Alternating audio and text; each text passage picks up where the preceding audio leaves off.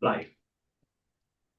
Yeah, hello everyone, and thank you very much for joining this talk by Professor Alberto Alemanno on how can citizens make the EU responsive to their aspirations and needs. We are very happy to have Professor Alemanno with us today. This event is part of the DRC Summer School, but it is also a public event, so I want to welcome everyone who is joining us online today.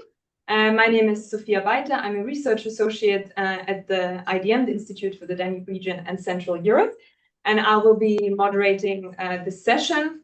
We will first have the talk by Professor Alemanno, and then we will have some time for questions from our participants in the room, but also online. As I said, this event is part of the DRC Summer School that is organized every year, where a group of young researchers comes together to gain some insights, but also present their own research on a certain topic. And this year we are doing the DRC Summer School in Vienna, and our topic is the future of EU enlargement. And we are looking at enlargement from different angles and perspectives, from the perspective of shifting geopolitical realities, a reform of the EU sustainability, but also from the perspective of how to engage citizens better. And here, Professor Alemanno's talk fits perfectly, and that's why we're very happy that he's with us today.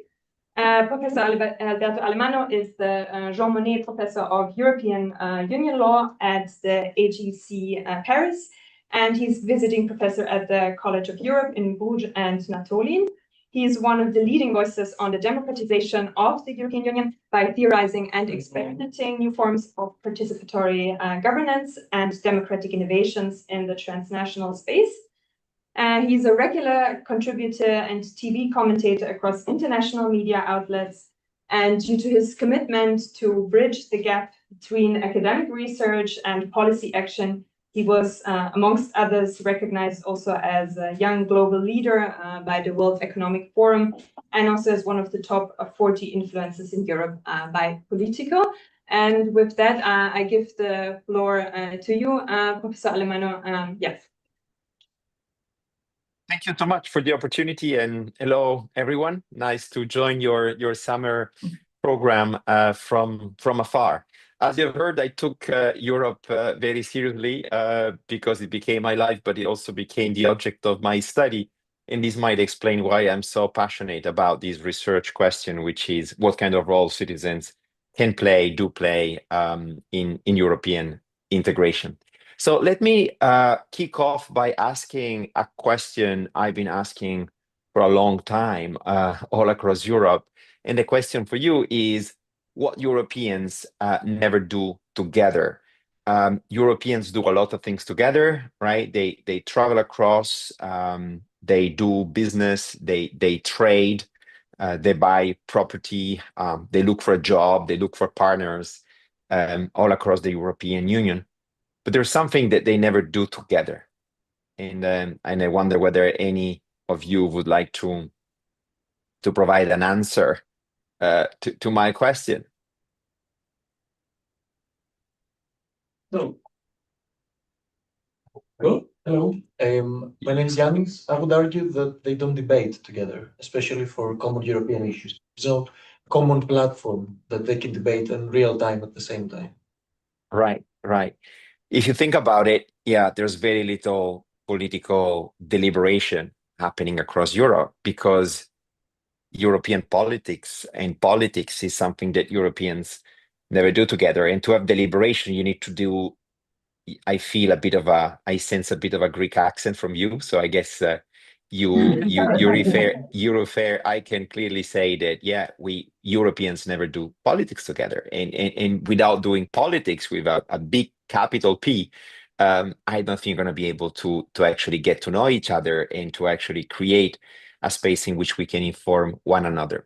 So if you think about it, even when it comes to the so-called European elections, we actually vote as Europeans on different days. So we don't have a European election day as they have in any other country in the world. We vote for national, not European parties. We vote for national programs, not European programs. We vote for national candidates. It's very exceptional to see a candidate who doesn't come from the country in which we are actually voting.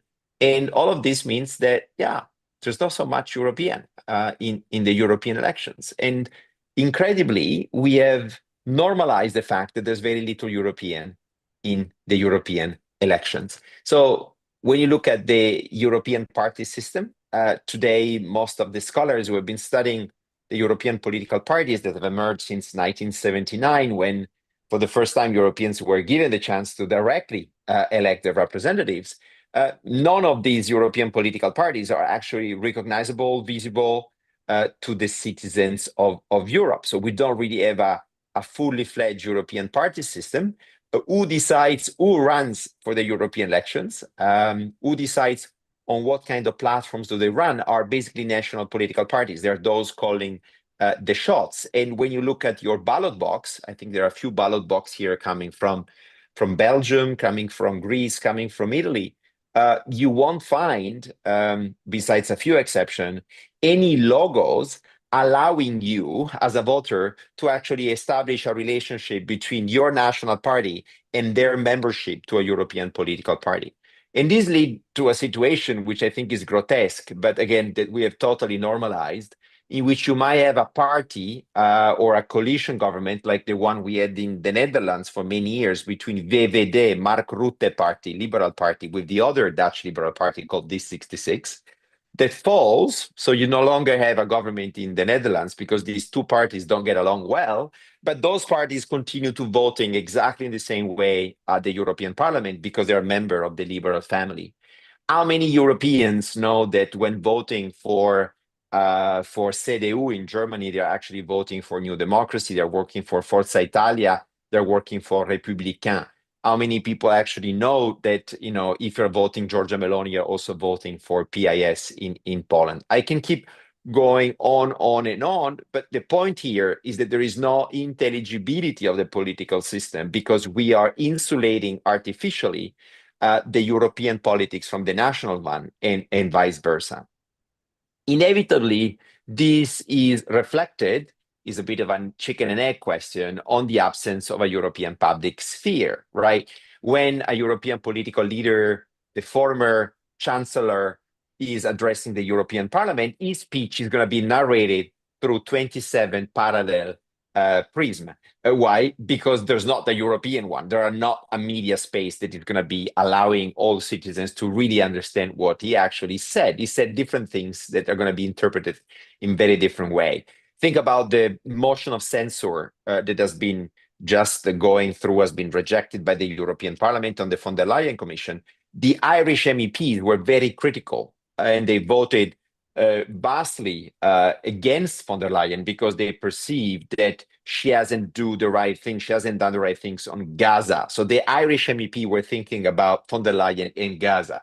The German MEPs were thinking about the fact that those who started this motion were basically far-right movements, so they didn't want to support AfD. So they were in their own domestic political leaders. And I can go on and on. Even we vote within the European Parliament on such an important issue, each MEP and each public opinion has a very different understanding of what is actually happening in Brussels. So what I've been arguing over time and trying to demonstrate with my scholarship is that perhaps the EU doesn't suffer from what many scholars have identified as the democratic deficit. Virtually every single parliamentarian, every single political representatives in Europe has been directly or indirectly elected at some point. Even the European Council, we might like it or not, all these people have been directly elected at the domestic level. What the European Union seems to suffer from is more of an intelligibility deficit that certainly nurture a possibility of having democratic deficit. And for me, it's not one deficit. There are many deficits, and a lot of my work is about unpacking this very loaded notion of democratic deficit that means everything but nothing. It refers to the lack of representation, to the lack of accountability, to the lack of understanding. Everything is a democratic deficit. So this term is no longer very useful per se. But in essence, the absence of a mature European political party system combined with the absence of a European public sphere is really holding us back as Europeans when it comes to tackling the many challenges, both internal and external to the Union. Even now that the European Union, European integration has become the enemy number one of the US administration, which has not only betrayed Europe by making our life much more difficult, but has also been challenging the very same values upon which the European integration has developed over time. So this is what Renaud Deus, a political scientist 20 years ago, already defined as democracy without politics. Overall, the EU ticks a lot of boxes when it comes to its democratic qualities, but it doesn't necessarily allow politics to emerge. Historically, it happened the opposite, right? We are depoliticizing European integration because we didn't want politics to somehow make European integration make the same mistake that occur historically at the national level. And this is basically raising a very difficult question, which again was really at the center of the past few days in the plenary of the European Parliament. And the question is, who is eventually accountable for what is happening or is not happening? Responsible for inflation and cost of life, who is responsible for climate inaction, who is responsible for the possibility of seeing the rule of law being eroded across the European Union, with a lot of countries being exposed to the lack of judicial independence in Poland, for instance, because national judges are recognized almost automatically across the European Union. So a rule of law erosion in one state is a matter of the European Union, it's not a matter of the EU. Marine Le Pen being investigating for misuse of European funds, it's a European affair, it's not a French one, as the media continue depicting. It was European money that has been used in Paris instead of being used in Brussels to do politics for that particular party. All of this is really asking us every single day, who should we blame? Who should we praise? But Europeans can really hold accountable the European Commission. How timely my presentation of today is. The European Parliament today could have voted a motion of censure against von der Leyen. For this, it required a very high threshold that has never been reached. So there have been 13 attempts of tabling and voting on a motion censure. But this is basically mission impossible unless there is a major ethical misconduct, as it actually happened in the Santer case, where the mere threat of voting on a motion put Jacques Santer in 1989 in a bind. He had no choice but to resign collectively as a commission. But today it would have been unimaginable to actually push out Ursula von der Leyen, because at the end of the day, there is an institutional cooperation and loyalty between the European Commission and the Parliament. They consider themselves as representing the European interest, therefore oppose themselves to the Council of Ministers and the European Council, and therefore they see each other as friends. They don't see the traditional logic of government, governing and opposition as something that might actually happen at the European level.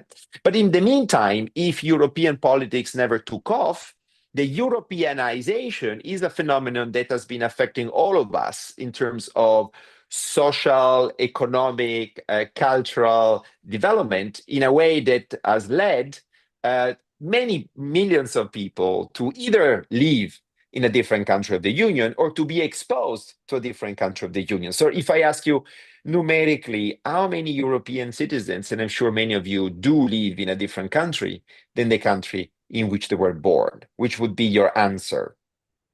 In percentage point, would you say,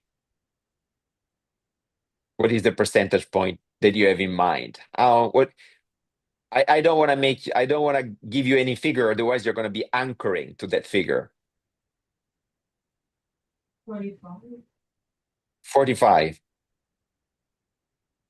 In the US, I'm going to make you anchor to the US. In the US, interstate mobility, meaning Americans who live in a different state than the one in which they were born, so people living in Arizona but living in New York, but born in New York, or living in California but born in Arkansas, is between 25 and 30%. So are you saying that there are more mobile European citizens than American mobile citizens? I'll say 5%. 25%. Yeah. 5, sorry, 5. You said 5. Okay, so much lower than your colleague, 5%. Yeah. So the right answer is 3.7 at the moment, which seems very minor compared to the United States, but we're still talking about approximately 15 million people who live on a permanent basis in a different country. And then if you look at, seasonal workers, if you think about migrants within the EU, if you think about the lack of administrative controls and Schengen when you cross borders, that figure is certainly higher, significantly higher than that 4%. But if I ask you how many Europeans are not living in another European country, but they are actually exposed to it because they travel there on holiday, because they do work once in a while as service provider or as service recipient, or simply as tourist, or simply because they have family there, they have their kids, they have their parents, they have friends, that figure goes up to 50%. So 1 European out of 2 is directly exposed on a daily basis to a different European country. So Europeanization is a thing, and every day it passes, that Europeanization is going up, not going down. So the big question that has been animating scholars and a few politicians who got interested in this issue is how can we make sure that European politics catches up with European society, with European economy, with European finance? How can this Europeanization may actually happen? And as you probably know, those who have been studying European integration from an institutional and constitutional perspective know that since the Lisbon Treaty, so 2009, the European Union has been embracing a really new trend. And this new trend basically is a trend towards parliamentarization. What does it mean? That for the first time ever, there is an attempt in the treaty to give the European Parliament the last word on the political color of the new executive. So this very interesting provision, Article 17, says that the choice of the next president of the European Commission should be taking into account the elections of the European Parliament. And on that basis, in 2014, the first time that this treaty provision has been used and referred to, led the European political parties to agree that at the end of the day, what was needed in order to allow the European Council, who actually has the final say in picking the candidate, that each of those parties should actually embrace the idea of Spitzenkandidaten, which is a very simple idea to tell to the public that if that European political party would have gathered most of the votes at the European level, at the pan-European level, when aggregating these 27 parallel elections, well, that candidate would have been running the European Commission. It was a simple idea, not easy to convey because of the structural reasons I presented to you. It didn't necessarily fly more than once time, but in 2014 it did. So the leader of the European Popular Party, the Spitzenkandidat, was Mr. Juncker, Jean-Claude Juncker, former Prime Minister of Luxembourg, and he became, at that time, the President of the European Commission. But when you fast forward to 2019, and you look at the candidates for the President of the European Commission, you see a bit of a different thing, right? Because you probably know that in 2019, the European Council picked as European Commission President, Ursula von der Leyen. And I don't think you see Ursula von der Leyen in this picture, right? So something went wrong. Something went wrong because the very same European political parties were not necessarily convinced that the Spitzenkandidaten process was the right process to follow to Europeanize the political process. Why is it so? Basically, you had the mainstream parties, the EPP and the Socialists, who put forward their candidates. You can see Franz Timmermans for the Socialists, you could see Manfred Weber for the EPP. But most of the other parties, they disagree. Why they disagree? Because they knew already that they would have never been able, at the aggregate level, to have more votes than the Socialists and the EPP. So they've been boycotting the Spitzenkandidaten process. And these are not only far right or far left people. These are the liberals of Europe. So Macron party decided to put forward 7 candidates in order to confuse things. And you see Margaret Vestager here as a candidate, but basically saying, no, we don't play by the rules in this particular circumstances, in the same way as Viktor Orban did with Fidesz, not actually pushing or supporting any candidate in that occasion. Von der Leyen then was cherry-picked because the candidate of the EPP, Weber, didn't make it in the council. Timmermans didn't make it in the councils. The Liberals didn't make it in the council, so they had to pick somebody from the EPP family, and they decided to pick somebody who was the defense minister in Germany, who didn't run for the elections, who didn't have a program for the elections, and this really came up as a big surprise. The question I've been asked in 2019 is a very uncomfortable one. And the question was, why should European citizens vote in 2024 if their political preferences are not reflected in the political color of the next European Commission? And I think this question is very valid today, because if I ask you in 2024, what is the European political color of this European Commission? Nobody, not even von der Leyen, would be able to tell you. As you probably know, she has been promising to rely on the mainstream pro-European forces, meaning her own party, EPP, Socialists, Liberals, and even the Greens. But then in the past year, she has been relying more and more on far-right political groups or conservatives, ECR, Patriots of Europe, and also the nations of sovereign nations, so the AfD, European political group, in order to have her own proposal being passed. So this is tricky. This is very problematic. It's really at the center of what is unfolding in Brussels today, which is, I think, pretty dramatic, even though we don't want to sense it as it is. How can we then further Europeanize? How we can clarify? How can we make sure that in 2029, the next European Commission will have a clear political direction, exactly what it doesn't have now? Sometimes it goes center, sometimes to the left, sometimes to the conservative side, sometimes to the far right. All of these kind of coexist. What I've been arguing, and I continue been arguing since 1999, is the need to have a European electoral reform in which all of a sudden every single national parties should tell the electorate before the European elections what is their European political party. And that choice should appear in the ballot box. This is a prerequisite to allow enough intelligibility for the voters to actually link their political preference expressed at the national level to the European one. If we don't have this piece of information, we cannot expect voters to actually express themselves in an informed manner, in a manner that actually makes sense. How can we make this happen? Well, the traditional idea, which has never been really gathering enough support by European political parties, is to basically create a European-wide college, moving away from 27 parallel elections and to have one election, one European day, in which not only we're going to be voting almost 400 million people on the same day, but we're going to be voting for the same pool of European political parties, the same pool of candidates, so that a German can actually vote a Slovenian candidate and a Slovenian can actually vote a Portuguese one without this being a problem. The Treaty of Lisbon already today says that our MEPs are representative of all European citizens, not only those who actually voted for her or voted for him. This proposal of contesting seats at the European level could actually be made coexistence with the national one. So we could imagine that each of us would actually vote twice, as it happened in Germany, as it happened in other jurisdictions. You're going to be voting in your own local constituency, your country, but you're also going to be voting for the pan-European one. So some MEPs would be elected nationally and some MEPs would be elected at the European level.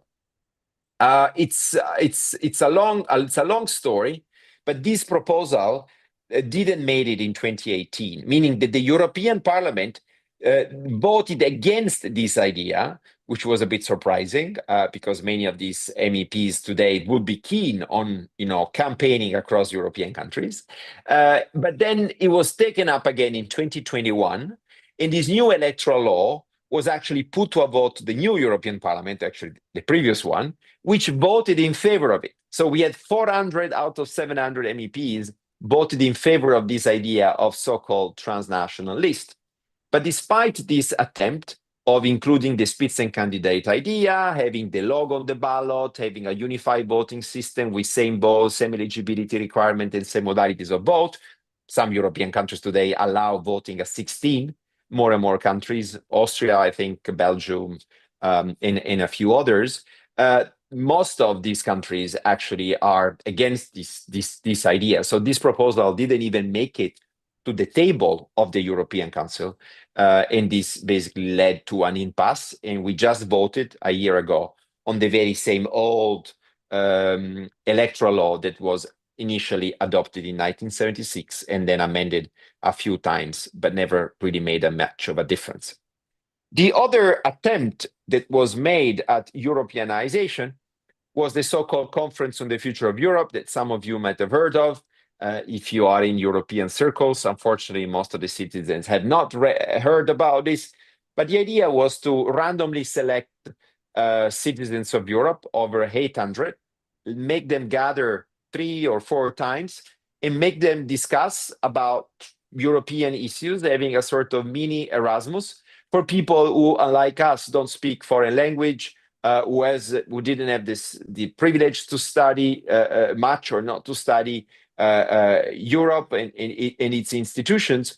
And a lot of ideas emerged. 178 ideas emerged, which were then turned into 49 recommendations, which were then sent to the 3 institutions. The European Parliament took this very seriously and actually asked the Council to pass on these recommendations to the European Council 1.5 years ago, under Article 48 of the treaty, in order to amend the treaties to have those recommendations implemented. And one of the proposals was Europeanization of the political space through transnational lists, for which in reality you don't need to change the treaty, it's just about reforming the electoral law.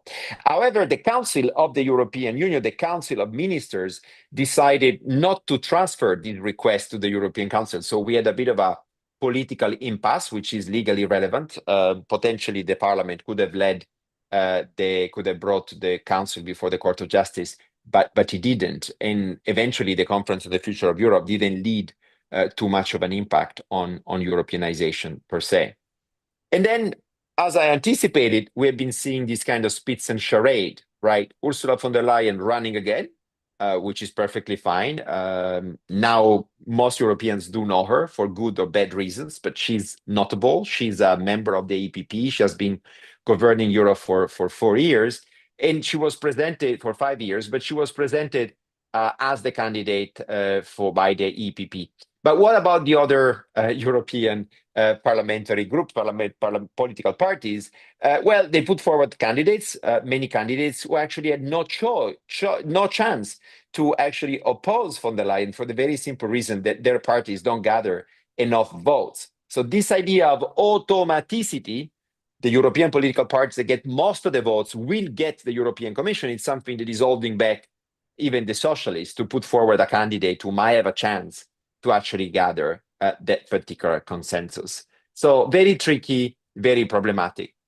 But now I'm coming to the heart of my presentation. It's going to be faster, but also a bit closer to what we want to discuss together today is, if democracy is much more than voting, why don't we Europeanize not only the political space from the top to the bottom, but not also by doing so from the bottom to the top. And what I refer here is to this idea of citizen participation in Europe, which is complementary to representative democracy. The European Union clearly says since 2009 that its legitimacy does not only derive from the electoral processes I described to you, both at the EU and national level, which they work in a very flow manner, in my personal opinion, but it also depends on participatory democracy, meaning the input that the citizens and the residents of Europe may actually play in our space.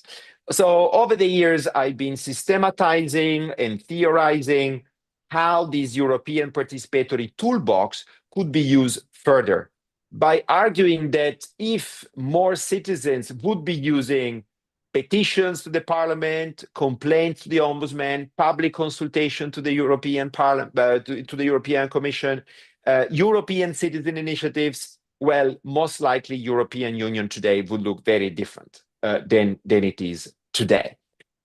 I don't want to assume and take for granted that all of you know about these instruments, but the most incredible thing is that the European Union offers many more opportunities to the average citizens to influence the policy making at the European level than what the average state, I originally come from Italy, I live in Spain and work in France, none of those countries offer me as a citizen the opportunities I have to influence European policy making. The problem is that we don't know those mechanisms very much, and that's the reason why they're little used. And when they're used, sometimes they work very well, and I had some personal experiences, or they are not even taken into account. The oldest mechanism is called petition. It was already in the European Colonial Community in 1954 in the Rules of Procedure. And it allows each of us, including the residents of Europe, including third country citizen, including a citizen of a candidate country, which is very powerful, to petition the European Parliament by bringing to his attention an issue where the EU could make a difference. So it's very broad. It's about orphan issues nobody cares about, not even the MEPs, not even the Commission, not even national politicians. You bring them to the European Parliament. And the Peti portal is a platform which is freely accessible. It could be more user-friendly, but it's getting better and better. Allow each of you in this room to actually bring this issue, the issue that is close to your heart, to the attention of the MEPs. Do you think the MEPs care much about the petitions? Well, it depends. Some of them do take care of those petitions addressed to them, work on them, and turn them into own initiative. They might become, they might lead to a resolution of a plenary of the European Parliament asking for action or inaction in a particular space.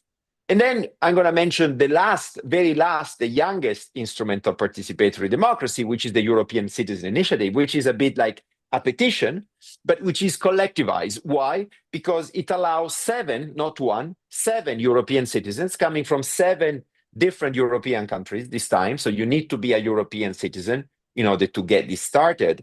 And basically asking the EU Commission to propose new legislation, a new initiative, or not doing something, stopping some particular activities.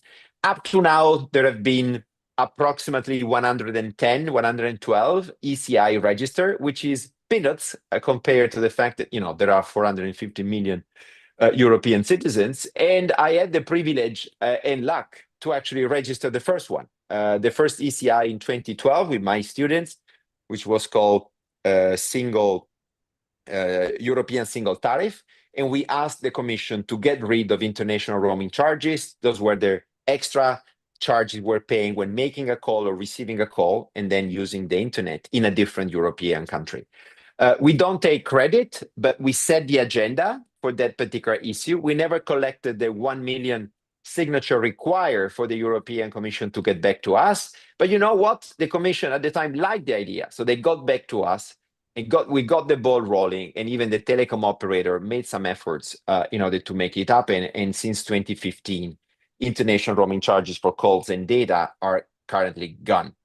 I have many more stories in which different NGOs, different civil society groups, different academics were actually able to set the agenda. I'm going to give you a second and last one, which is about whistleblowing protection. So in 2014, we didn't know in Europe, and certainly not in the US, what to do with whistleblowers. Whistleblowers are individuals who might be working for the public sector, private sector, who report something which is a wrongdoing. So your boss using the credit cards for personal usage and doing this, illegally or contrary to what the rules of the game.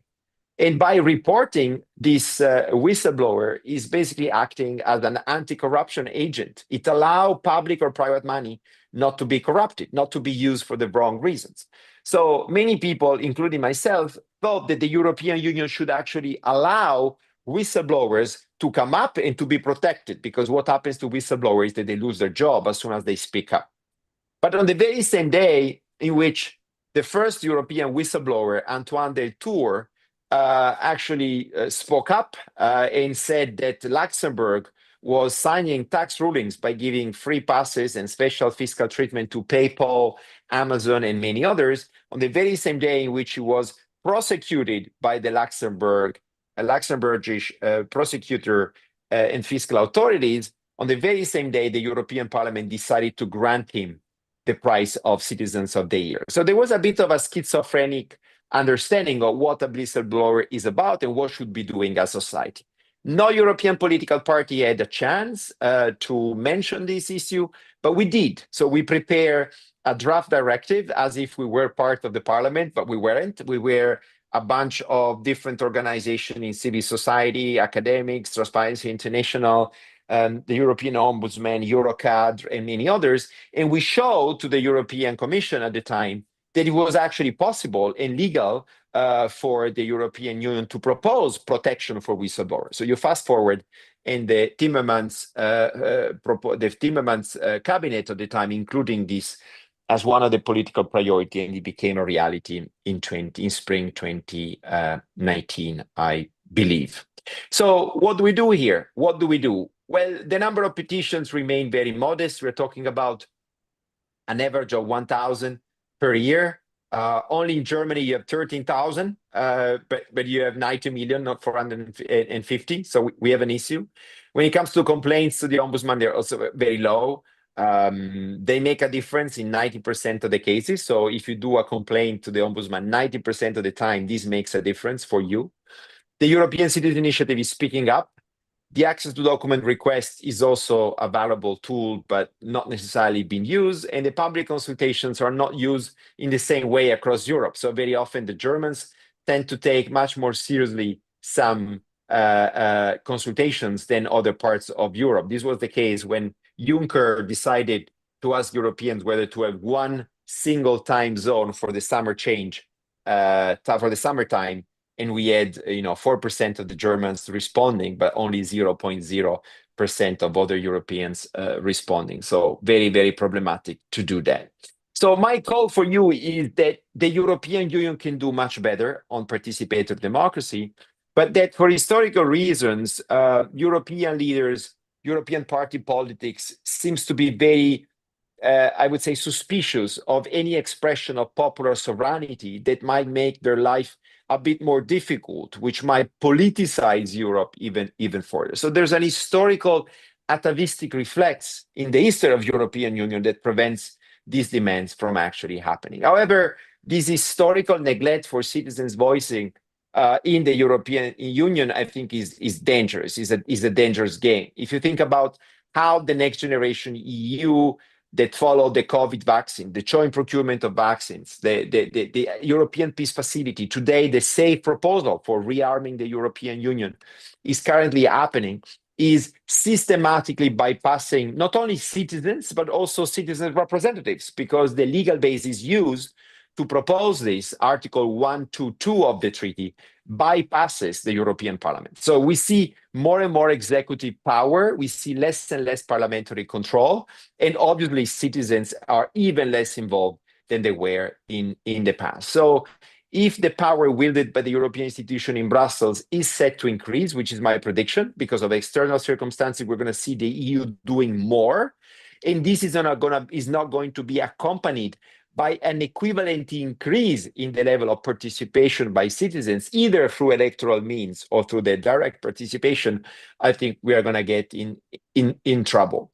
So my question remains, and the question I turn to you is, what if, right? What if more citizens would engage more frequently, with more intensity, with more engagement and commitment in the European political space? How different Europe would happen, in particular in a moment in which Europe is set to widen, and in order to widen, it will have to deepen, because it's not possible to do the two things at the same time. You have been spending a lot of time talking about enlargement, so you know what I'm talking about. But at the same time, we also see this opportunity for European leaders to get this right this time. Much of the tension happening in Hungary or in Poland in the past few years really had to do with the fact that neither the Hungarians nor the Poles had the chance before accession to have a say on the enlargement. So the Union deprived itself of a form of democratic legitimacy that might have made a huge difference when the Brussels versus Budapest muscle flexing started. So the point I want to make here, that we should try to think or rethink accession and membership in a way that basically reset entirely the very same notion of one size fits all. Either you're a member or you're not a member, you're included or not included. I think we should think about phasing in, even phasing out process by looking at the relationship between the EU, the European political community, as concentric circles that might allow different countries to find what are the preferences of the people in this particular time. Easier said than done, but I wrote a piece probably a year ago in The Guardian arguing for this reset in our understanding of what does it mean to be not only a candidate country, but also to be a full member. Because today the paradox is that some full member don't consider themselves members. They already made a political or even legal exit from the European Union, whereas some candidate countries actually perform much better in terms of value abidance and reform abidance to what the European Union is actually saying. There are many more ideas here, but I think it's better to stop in the interest of time and to open up for conversation and discussion. Thank you very much.